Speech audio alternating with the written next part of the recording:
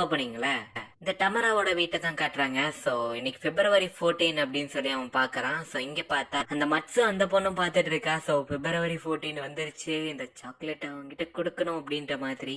இப்ப அப்படியே அங்க சீனை கட் பண்ணா இங்க ரியோ வந்துட்டு எதனால இங்க உட்காந்துட்டு இருக்க அப்படின்னு கேட்கும்போது, அதான் இச்சிகா இன்னைக்கு வருவால அதனாலதான் வெயிட் பண்ணிட்டு இருக்கேன் அப்படின்னு சொல்லும் போது, ஏதோ மாஸ்டருக்காக வெயிட் பண்ற நாய்க்குட்டி மாதிரி உட்காந்துட்டு இருக்கான் பாரு அப்படின்ற மாதிரி இந்த ரியோ நினைச்சிட்டு இருக்கான். இங்க நம்ம ஹீரோ எப்படா வருவான்னு வெயிட் பண்ணிட்டு இருக்கான்.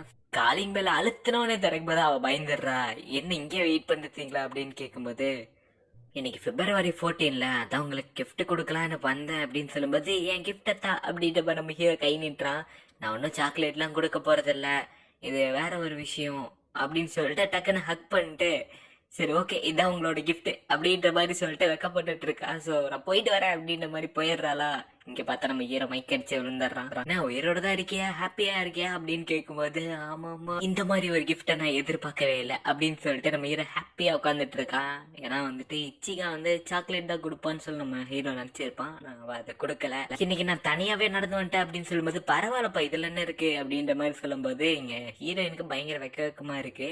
அப்ப பார்த்தா இவங்க கேர்ள்ஸ் ஸ்கூல்லே வந்து சாக்லேட் கொடுத்துக்கிறாங்க. இத வந்து அந்த டமரா பையனும் பாக்குறான், நமக்கும் கிடைக்குமா அப்படின்ற மாதிரி பாத்துட்டு இருக்கும் போது நம்ம ஹீரோயின் வந்து இந்த மாதிரி லஞ்ச்ல ஃப்ரீயா இருக்கியா அப்படின்ற மாதிரி டமராக்கு மெசேஜ் பண்ணியிருக்கா. அதை என் ஃப்ரெண்டு காட்டுறான்னு இருக்கும்போது இவன் முடியாதுன்னு சொல்லிடுறான். இப்ப லஞ்ச்லயும் வந்துட்டு சாக்லேட் கொடுக்குறா. சோ இந்த சாக்லேட் பிடிக்குமா உங்களுக்கு அப்படின்ற மாதிரி சொல்லிட்டு, சரி ஓகே நான் கிளம்புறேன் அப்படின்ற மாதிரி போகும்போது கரெக்டா, இது நீ எனக்கு ஒரு ஃப்ரெண்டா தான் கொடுக்குறியா அப்படின்னு கேட்கும்போது நம்ம ஹீரோயின் தயங்கி நின்று இருக்கா.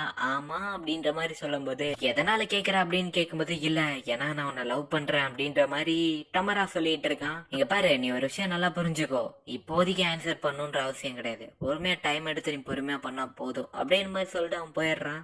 இங்க இந்த மட்ஸ் வந்த பொண்ணும் யோசிச்சுட்டு இருக்கா எப்படி சாக்லேட் கொடுக்கறது அப்படின்ற போது, என்ன நீ சாப்பிடலையா அப்படின்ற மாதிரி சொல்லிட்டு இருக்கா. உனக்கு ஒரு விஷயம் தெரியுமா, இந்த மாதிரி ஹீரோ பையன் வந்து யார்கிட்டயுமே சாக்லேட் வாங்கலையாமா அப்படின்ற மாதிரி சொல்லும் போது, என்னது சாக்லேட் வாங்கலையா, அப்ப நான் எதை கொடுக்கறது, நான் வேற எதுவும் வாங்கலையே அப்படின்ற மாதிரி சொல்லிட்டு இருக்கும் போது நம்ம ஹீரோயினுக்கு என்ன பண்றதுன்னே தெரியல. சோ சரி ஓகே பரவாயில்ல, டைம் இருந்தா ஏதாச்சும் போய் வாங்கிக்கலாம் அப்படின்னு சொல்லும்போது, இல்ல லஞ்ச் முடிஞ்சு அப்படின்ற மாதிரி சொல்லிடுறாங்க. மீட்டிங்கும் ஆரம்பிச்சிருது. சோ இவ்வளவு எதுவும் வாங்கலையா, ஸோ அந்த சாக்லேட் தான் பார்த்துட்டு இருக்கா. ஸோ அப்போ கரெக்டாக நம்ம ஹீரோ அந்த சைடு போகும்போது இவளும் ஃபாலோ பண்ணிட்டே போறான். நம்ம ஹீரோ பேரை சொல்லி கத்தும் போது ஸோ அந்த கேட்டும் கரெக்டாக லாக் ஆயிடுது. ஸோ அவ்வளோதான், எல்லா சான்ஸும் முடிஞ்சு, இதுக்கப்புறம் கொடுக்க முடியாது அப்படின்னு யோசிக்கும் போது, என்னாச்சு அப்படின்ற நம்ம ஹீரோ கேட்குறான். அப்போ சரி ஒன்றும் இல்லை என்ன கிளம்புற அப்படின்னு சொல்லும்போது, இந்த பக்கம் வாங்க உங்ககிட்ட இந்த சாக்லேட்டை கொடுக்கணும், இதுக்கு தான் நான் வந்தேன். உங்களுக்கு சாக்லேட் பிடிக்காதுன்னு சொல்லி நான் கேள்விப்பட்டிருந்தேன், பட் இருந்தாலும் நான் இதை உங்களுக்காக வாங்கிட்டேன், அதனால இந்தாங்க அப்படின்ற மாதிரி கொடுக்கும்போது, எனக்காக இது இவ்வளவு கஷ்டப்பட்டு கொண்டு வந்திருக்கீங்க, சோ கண்டிப்பா நான் இதை வேஸ்ட் பண்ண மாட்டேன் அப்படின்ற மாதிரி நம்ம ஹீரோ வாங்கிக்கிறான். அப்படியே அங்க சீனு கட் பண்ணா இங்க இச்சிகா வந்துட்டு சோ அவன் ப்ரப்போஸ் பண்ணுவான்னு எதிர்பார்த்திருக்கவே மாட்டா. சோ அதை நினைச்சிட்டு இருக்கா. சோ அப்படி இருக்கும்போது அங்க சீனை கட் பண்ணா சோ அங்க லிட்ரேச்சர் கிளப்ல தான் வந்துட்டு இந்த டமரா பையன் இருக்கான். சோ அவனை வந்துட்டு இந்த ரியோ பொண்ணு வந்துட்டு கூப்பிடும் போது சோ அவனுமே வந்து போறான். சரி வந்துடுறேன் அப்படின்ற மாதிரி சொல்லிட்டு இங்க கிளப்ல வந்துட்டு இவங்க 2 பேர் லவ் பண்ற மாதிரி வந்து பேசிட்டு இருக்காங்க. இங்க ரியோவும் வந்துட்டு சரி ஓகே நான் டேரக்டா பாயிண்ட்டுக்கே வரேன், இச்சிகா நேத்து லஞ்ச்ல இருந்தே வந்துட்டு ஒரு மாதிரி நடந்துக்கிறா, அது எதனாலன்னு தெரியுமா அப்படின்ற மாதிரி கேட்கும்போது, நான் ப்ரப்போஸ் பண்ணேன் அப்படின்ற மாதிரி சொல்லும் போது, உனக்கு ஃபீலிங் இல்லைன்னு சொன்னேன் அப்படின்ற போது, இல்ல எனக்கு எப்படிப்பட்ட ஃபீலிங் இருக்குன்றது இப்பதான் தெரிஞ்சு அப்படின்னு சொல்லும் போது, இச்சிகா எப்பவும் எல்லா விஷயத்தையும் என்கிட்ட சொல்லுவா, ஆனா இந்த ஒரு விஷயத்த மட்டும் அவன் என்கிட்ட சொல்லவே இல்லை அப்படின்ற மாதிரி சொல்லும் போது, நீ லோன்லியா இருக்கன்றது பார்த்தாலே தெரியுது, இச்சிகா தானே உன்னோட பெஸ்ட் ஃப்ரெண்ட், எப்பவுமே அவன் கூட இருக்க ஒரே ஃப்ரெண்ட் அப்படின்னு சொல்லும் போது,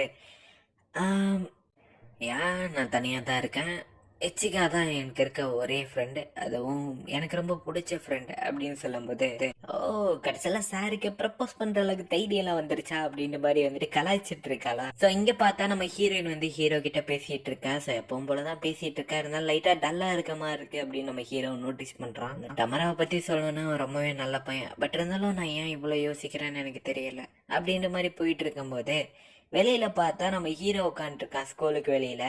என்னாச்சுன்னு தெரியல, ஒரு 4-5 நாளா நீ கொஞ்சம் சேடாவே இருக்க, அதனாலதான் நான் ஆபீஸ் முடிச்சவன் டேரக்டா இங்க வந்துட்டான்னு பாக்குறேன்.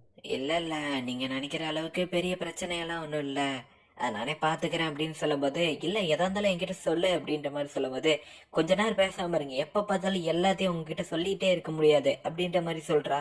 என்கிட்ட சொல்றதுனால உன் பிரச்சனை எல்லாம் சரியாயிரும் நான் சொல்ல, அட்லீஸ்ட் நான் உன்னை பத்தி கவலைப்படுறதுக்காச்சும் என்னை விட அப்படின்ற மாதிரி நம்ம ஹீரோ சொல்றான். வேற எதுக்கு நான் உன்னை லவ் பண்றேன் அப்படின்ற மாதிரி நம்ம ஹீரோ சொல்றான். சரி ஓகே, என்னோட பிரச்சனை நானே பார்த்துப்பேன், ஒன்றும் பிரச்சனை இல்லை.